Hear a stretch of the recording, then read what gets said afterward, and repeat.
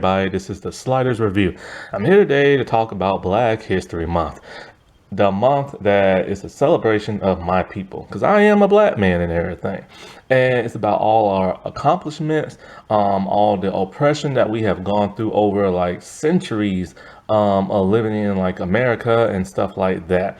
And even till this day, we are still being oppressed. And so I'm here today to talk to you about certain characters or TV shows or episodes that revolve around Black History Month that I personally enjoy. So I'm here today to talk to you about Fantastic Four Season 2 episode Prey of the Black Panther. So this was the very first time I ever saw the Black Panther on screen. I remember I was probably like, I forgot when this came out, but I was probably like either a kid or maybe a teenager. It was Saturday morning. This is back when they did the back-to-back Marvel Hour where they had Iron Man and the Fantastic Four. And both those series, the first season sucks, but the second season is all kinds of rock and roll. And so like they changed the animation, they changed the music, they made the tones darker because in season ones of both those shows, they were silly and goofy. But boy, they improved big time in season 2. Basically, it was like taking elements from the comics, ripping out the pages, and putting it on screen. You truly felt like this was an adaptation, similar to that of X-Men, the animated series, Spider-Man, and Batman. So I consider this the holy grail of like the Fantastic Four, a whole lot better than that one that came out in 2000 something when I was in college. I could barely watch that, and I haven't even finished it. I only saw maybe like 2-3 episodes. Its art design was interesting. I think it was like from a French company or something like that, but it was just strange and bizarre. And since then, there hasn't been a Fantastic Four cartoon. They've guest starred in a couple of like other Marvel projects, but that's about it. And so this was, like I said before, the very first time I saw Black Panther. And what's interesting is that Black Panther was the very first black comic book superhero. And he appeared in, ironically, the Fantastic Four comic book, issue number 52. And that came out in 1966, but he looked different. See, the cover we all know and love is the one where he's like, he has the full on black masked cow. However, originally the cow showed his face and he was codenamed Cold Tiger. However, because this was the 60s and white people were so hateful and racist back then, they had to change like the cover, and that's when he had like the full on like masked cow. I think they said Stan Lee was like very hesitant, got kind of worried, and so he had them change it and stuff. Because you know how them times were. I mean, my God, they treated Nichelle Nichols so bad on Star Trek, the original series, to where she almost like left the show and was persuaded by Martin Luther King to stay. God, they were so hateful back then, man. I swear. Anyways, so the Black Panther is very synonymous in like civil rights movement, being a strong black hero. He has been adapted many times. There are other versions of him. And so like this is one of my all-time favorite episodes. This Black Panther portrayal is like, well, not so much his portrayal, but his introduction was so much better than the one in the Mightiest Heroes cartoon. But they also had their very own, believe it or not, Black Panther cartoon series. However, because Marvel is Marvel, they had no faith in it. I remember when I heard about this, I'm just like, okay, well, where is it? I think it appeared maybe on BET. I'm not 100% sure. It was only like, I think like 10 episodes, very short. The animation style was very different. It was basically like a motion comic and everything. And I don't like motion comics. They didn't even have the like gall to like give it like some money and give it like a full-on animation and stuff. And nobody really knew about it, and then it got canceled and stuff. I watched it on YouTube a couple of years back. I can't remember if I like it or not. I truly just can't. And so like then of course they came out with an animation movie called Ultimate Avengers Rise of the Black Panther, and that was really good. And as we all know, Chadwick Boseman played him in the MCU. May he rest in peace.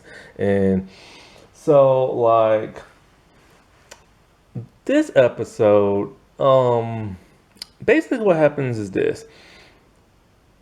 There are like a bunch of hunters and stuff, and they're looking to hunt.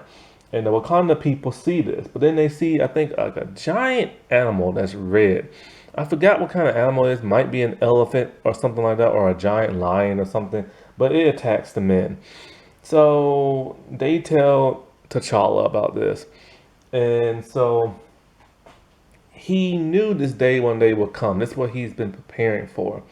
And so he heads to New York from Wakanda. And there we see Johnny moping around because he's upset about the whole Crystal Inhuman thing. This came directly after the whole Inhuman saga. So he can't get the Crystal, and she's in the negative barrier and stuff. And Reed's been working trying to like break the barrier, but he can't. And Ben Grimm is trying to like console him and stuff. Well, there's like an alarm at the Avengers, not Avengers, but Fantastic Four like Baxter building. And so he goes to see like, like who it is and stuff. I have to say, it was nice to see Ben console Johnny because those two never get along because Johnny's always like the prankster to him and always being rude to him and stuff. But those two are like very close and best buds. So when he goes to investigate like the rooftop, it is none other than the Black Panther, who straight up attack him. It's ironic. Every time Black Panther is on screen, he always attacks a hero or they attack him. Like he attacks the Fantastic Four in this episode, in the Avengers Mightiest Heroes. He attacks the Avengers. Oh my bad, it's really late. So sorry, I'm so tired. He attacks like the Avengers. Then in Ultimate Avengers, Captain America attacks him. Then in the MCU, he attacks like Bucky and Captain America. Now in the solo cartoon he had, I don't think he attacked nobody. I don't really remember. But anyways, so in this episode, there is no Shuri because she wasn't created yet in the comics. And so, like, he attacks the Fantastic, or he attacks Ben, and he's holding his own pretty well against Ben, like tossing him around. This is Ben Grimm, the thing. He's about as strong as the Hulk, but the Hulk is stronger. And so he flees on his like little spaceship, not spaceship, but like jet cruiser ship thingy or whatever you call it. So they decide to go follow him since they're now up. But they're no match. His aircraft is a whole lot faster than theirs. However, his Wakanda technology is more advanced than theirs. And he places them in a type of like magnetic tractor beam. So they have no choice but to go to Wakanda.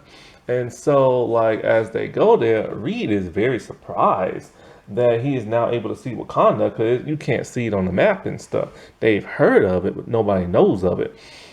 And so they go around, they fly around like the jungle and stuff like that. And we get a cameo from Storm and Missionary from the X-Men animated series.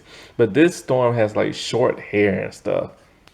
And that's like really cool. I used to love when this show and these other shows did that. They had like cameos from other Marvel properties and stuff. So he takes them to like this underground fortress made completely of metal because he plans on like hunting them down.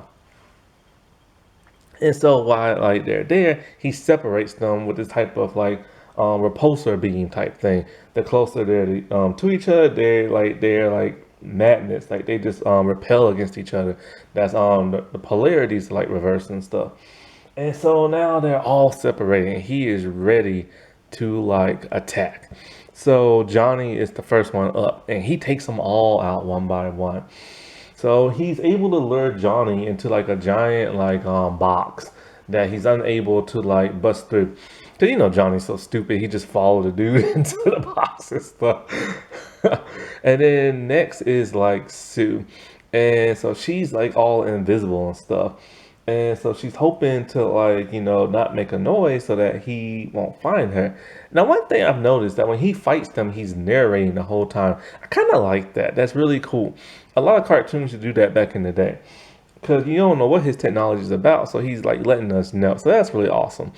And so his suit is able to pick up like her heartbeat and stuff, and then he like attacks her and he knocks her out with knockout gas. So then Ben is next, and Ben is like about to drink some of the water, but he's not that dumb to drink it, not knowing what it is. It doesn't matter. Black Panther tells him straight up that the water, just by touching it, will like zap you of your strength, where he can able to fight him one on one. See, he's been preparing for this for a long time, and he wanted to go up against the best. And so Ben is like, playing possum, but he is starting to get weak, and Black Panther whoops on him. So next, he says it's the greatest one of them all, Reed Richards, the man who's almost invincible to take down because of his intellect and how he's able to stretch his body out. So when he goes to attack like Reed, he is having a hard time and everything. But then all of a sudden, here comes the rest of the Fantastic Four. He's surprised because he immobilized all of them. But while Panther was fighting like everybody else, he was busy freeing Johnny and such and such. So even though Reed did end up getting like restraint and everything, it didn't matter. So they want to know what's up, you know what I'm saying? And so he tells them the backstory. Back when his father was alive, there was this scientist hunter man, Ulysses S. Claw. And so, or just Ulysses Claw. And so Claw, he was like looking to get some vibranium, which they have a mountain of.